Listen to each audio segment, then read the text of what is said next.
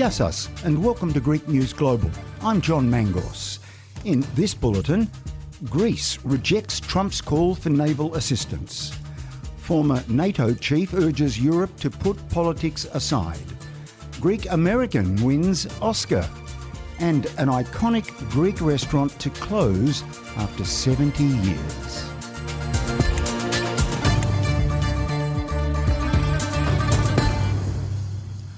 But first, the Greek government has reportedly declined a request from Donald Trump to provide naval assistance in ongoing operations linked to rising tensions in the Middle East. Officials in Athens say the decision reflects Greece's long-standing position of avoiding direct military involvement in external conflicts, while continuing to support international stability through diplomatic channels. Government sources stressed that Greece remains committed to its obligations within NATO, but will not participate in missions it considers outside its strategic priorities. The move comes at a time of heightened uncertainty in the region, with Athens instead emphasising the importance of protecting global shipping routes and maintaining a defensive posture in the eastern Mediterranean. Greek government spokesman Pavlos Marinakis told the media the current extent of Greece's involvement is in Operation Shields in the Red Sea, protecting commercial shipping. Δεν υπάρχει ζήτημα εμπλοκής της χώρας μας σε επιχείρηση στα στενά του ορμούς. Η χώρα μας συμμετέχει στην επιχείρηση Ασπίδες. Η επιχείρηση Ασπίδες είναι γεωγραφικά προσδιορισμένη στην Ερυθρά θάλασσα και δεν αφορά τα στενά του ορμούς. Στην επιχείρηση αυτή συμμετέχουν σήμερα πλοία μόνο από την Ελλάδα και την Ιταλία. Και ποιος είναι ο στόχος της επιχείρησης αυτής?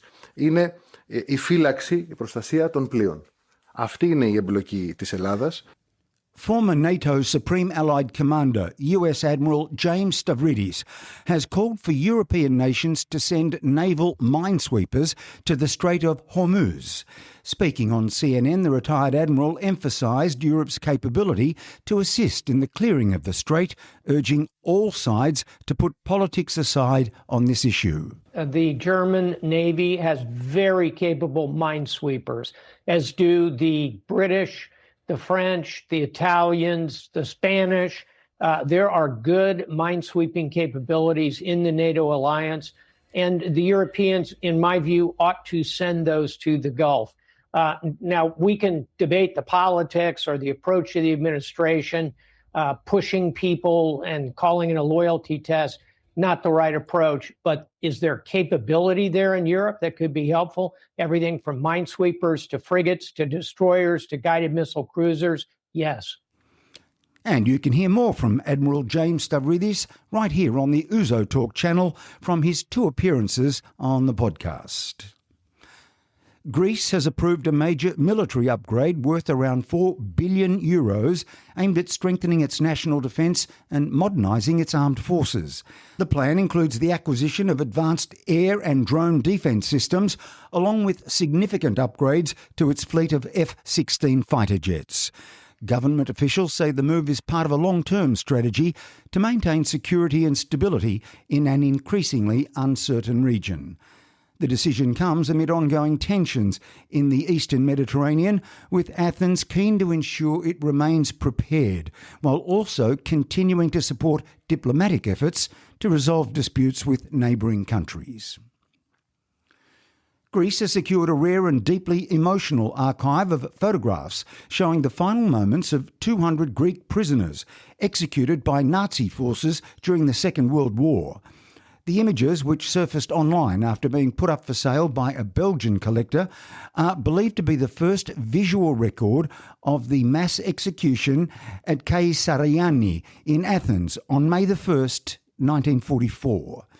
The prisoners were killed in retaliation for a resistance attack on a German general. Following public outrage, Greek officials travelled to Belgium, verified the material and agreed to purchase the collection, which includes more than 260 photographs and documents for preservation as part of the country's historical record. Authorities say the images are of immense national importance, offering for the first time a visual account of one of the most symbolic atrocities of the Nazi occupation and restoring faces to victims long remembered only through testimony. Greek Minister of Culture, Lina Mendoni, says the acquisition is just the first step in the preservation of the catalogue. Έχει ήδη ξεκινήσει μάλλον να αντιμετωπίζει την συλλογή με την διαδικασία η οποία προβλέπεται και η οποία απαιτείται για τα μνημεία. Προστασία, συντήρηση, διαφύλαξη, επιστημονική τεκμηρίωση και εν τέλει η ανάδειξή της, η προβολή της ευρύτερα, δημόσια, ώστε να μπορεί να χρησιμοποιηθεί όπως όλα τα τεκμήρια της ιστορικής και πολιτιστικής μας κληρονομιάς στο δημόσιο λόγο και στην εκπαίδευση. The Greek government has introduced emergency measures aimed at easing pressure on households facing rising living costs. Authorities have imposed temporary caps on profit margins for fuel and essential supermarket goods in a bid to prevent excessive price increases. The measures will remain in place for 3 months, with strict penalties for businesses that fail to comply. Officials say the move is necessary to protect consumers from the effects of global instability, which has driven up energy and supply costs. Many households across Greece continue to feel the strain of inflation and higher day-to-day expenses. The planned visit of Greek Prime Minister Kyriakos Mitsotakis to Australia has been cancelled due to the escalating situation in the Middle East. The trip was originally designed to coincide with the Greek Independence Day celebrations on the 25th of March. Prime Minister Mitsotakis was expected to visit Melbourne, Sydney and Canberra. He'd also planned to take part in an open discussion with Australian Prime Minister Anthony Albanese. It's understood Mr Mitsotakis is now looking to visit Australia in October. Meanwhile, Prime Minister Mitsotakis has confirmed Greece has reached an agreement with Australia to sign a bilateral treaty to avoid double taxation. He said he intended to make the announcement during his visit to Australia, which had to be postponed. The tax treaty is designed to reduce or eliminate double taxation caused by overlapping jurisdictions. Greece's flagship urban regeneration scheme at Ellenikon, the massive redevelopment of the former Athens airport site, continues to make progress with key milestones on the horizon. Parts of the development, which include public green space, luxury residences, waterfront attractions and commercial areas, are scheduled to open to the public this year, with construction moving into its next phase. Work on the iconic Riviera Tower, set to become Greece's tallest building, continues and remains on track for completion in 2027, while the first sections of the broader project are expected to welcome visitors as early as 2026.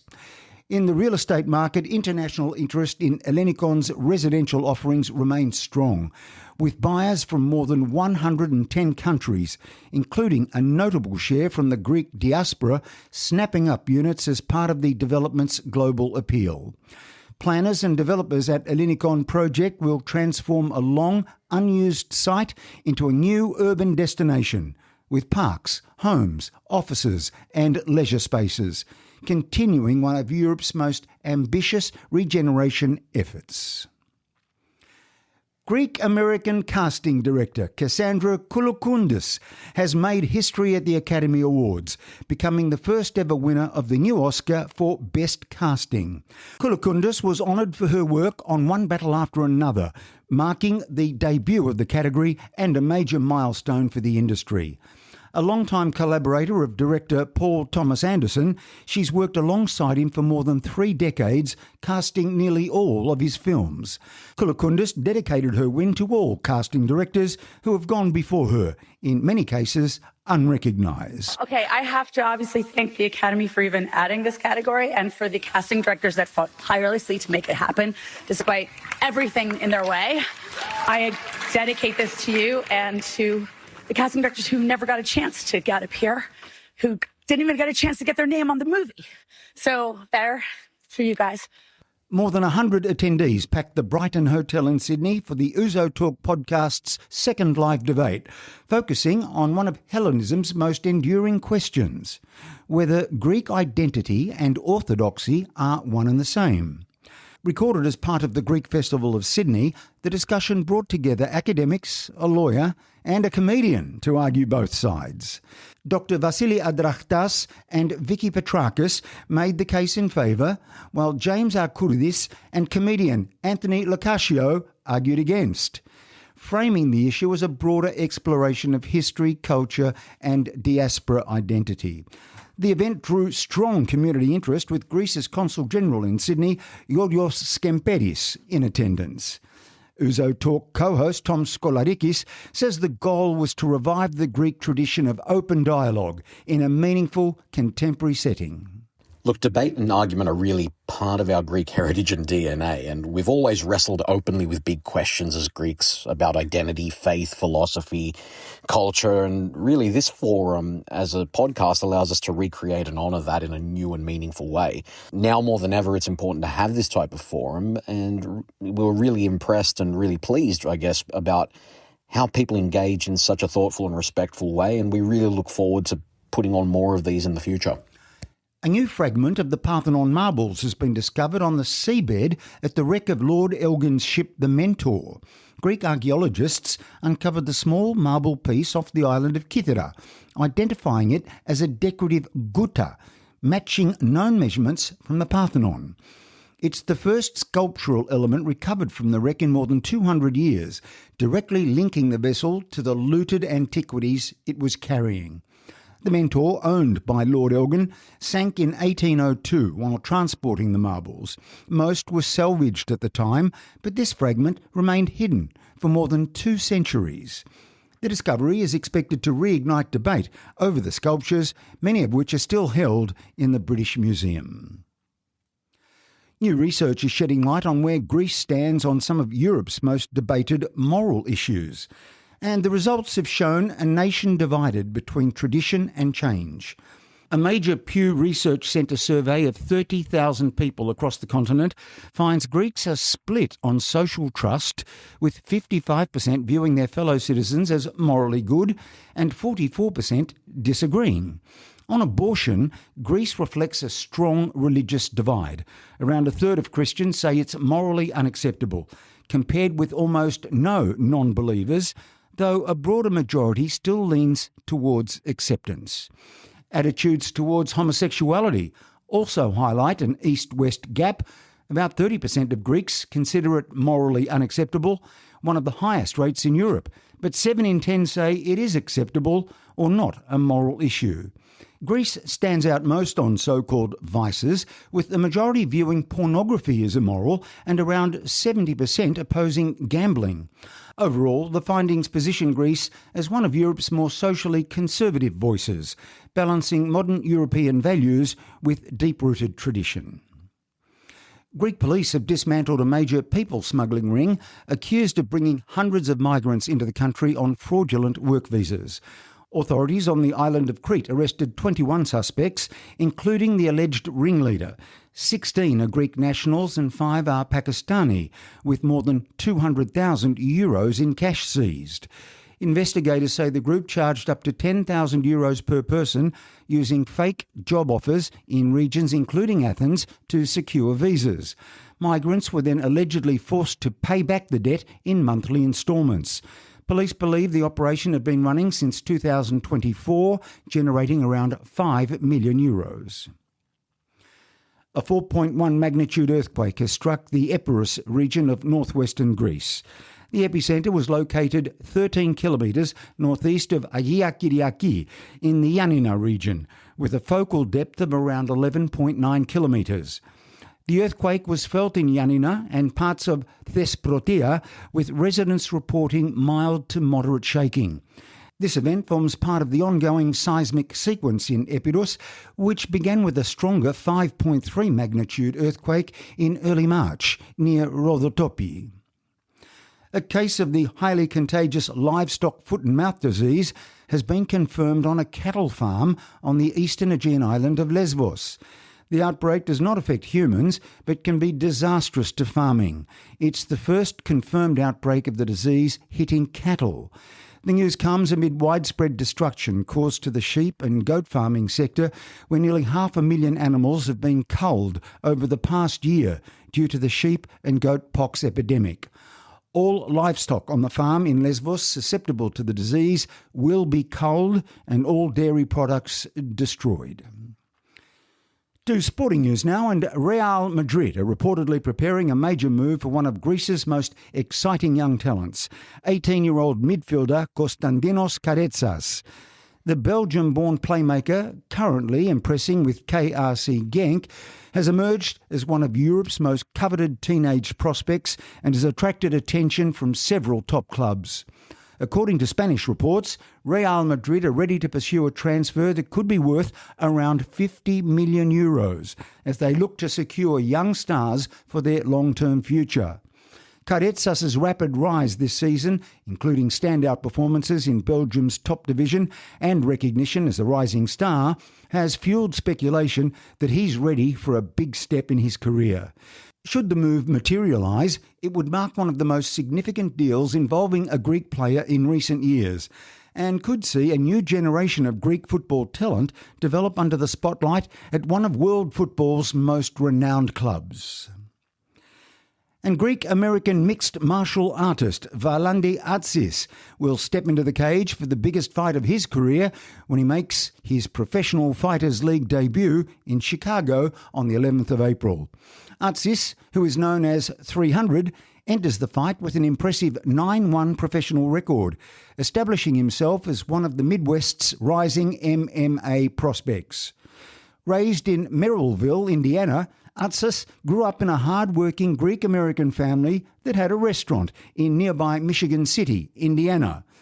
The upcoming fight represents not only a major career moment for Atsis, but also a chance for the Greek-American community in Chicago to rally behind one of its own. And we leave you this week with a sentimental story which will strike a chord with Greeks in Sydney and many from beyond. One of Sydney's longest-running Greek restaurants, Diethnis, will close its doors at the end of May, bringing to a close more than 70 years of family hospitality in the heart of the city. Diethnis has been a familiar fixture in Sydney, often attracting those in the legal fraternity, including judges and lawyers, given its proximity to the legal district. The restaurant was established in 1952, a period when Greeks were shaping the hospitality scene. The final day of trade is scheduled for the 30th of May, according to owner John Ventouris. And that's it for this edition of Greek News Global, recorded on the 19th of March 2026. I'm John Mangos. Gya σας και να είστε καλά.